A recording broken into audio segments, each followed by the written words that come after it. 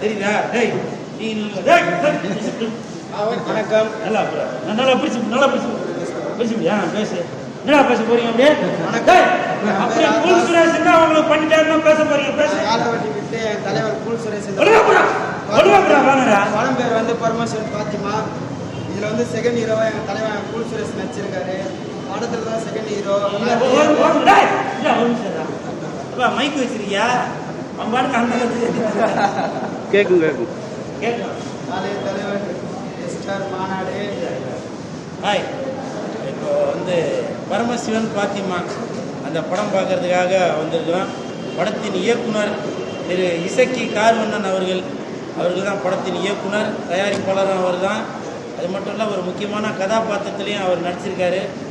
படத்தின் கதாநாயகன் விமல் அவர்கள் மற்றும் பலர். அப்புறம் அந்த வீணா போன ஒருத்தர் இருக்கானே, அதான் அவன் பேர் கூல் சுரேஷ். இந்த கூல் சுரேஷ்னு ஒருத்தர் இருக்கார்ல, இவர் கூட நடிச்சிருக்காரு. ஏன்னா உங்களோட பார்வையில் மற்ற ஹீரோ தான் பெரிய பில்டப்பு அப்படின்னு நடிச்சிருப்பீங்க இல்லையா? இந்த சப்ப பையனை இதில் நடிச்சிருக்கான். செகண்ட் ஹீரோ அப்படின்னு சொல்கிறாங்க. அவருக்கு வந்து ஒரு பேர் கொடுத்துருக்காங்க, மல்லி யாரா கில்லி அப்படின்ற ஒரு சாங்லாம் அந்த படத்தில் இருக்குது.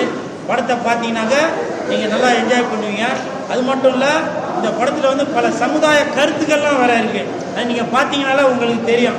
ஏன்னா இந்த படத்தை வந்து ஏதோ நம்ம ஒரு பணம் சம்பாதிக்கணும் அப்படின்ற ஒரு நோக்கத்தில் இந்த படத்தை தயாரித்து இயக்குனது மட்டும் இல்லாமல் மக்களுக்கு வந்து ஒரு கருத்து சொல்லணும் அப்படின்ற ஒரு எண்ணத்தில் இந்த படத்தை வந்து தயாரித்து இயக்கியிருக்காரு. நீங்கள் படத்தை பார்க்க போகிறீங்க, எல்லோரும் என்ஜாய் பண்ண போகிறீங்க. சரிங்களா? இன்றைக்கி ஜூன் 6 உலகமே எதிர்பார்த்துட்டு இருக்கு. இந்த படத்தை வந்து பாருங்கள். அதாவது ஃபேமிலியோடய வந்து பார்த்து இந்த கருத்தை வந்து நீங்கள் வந்து இதில் சொல்லலாம். எந்த தனிந்தது காடு கூல் சுரேஷ் வணக்கத்தை போடு.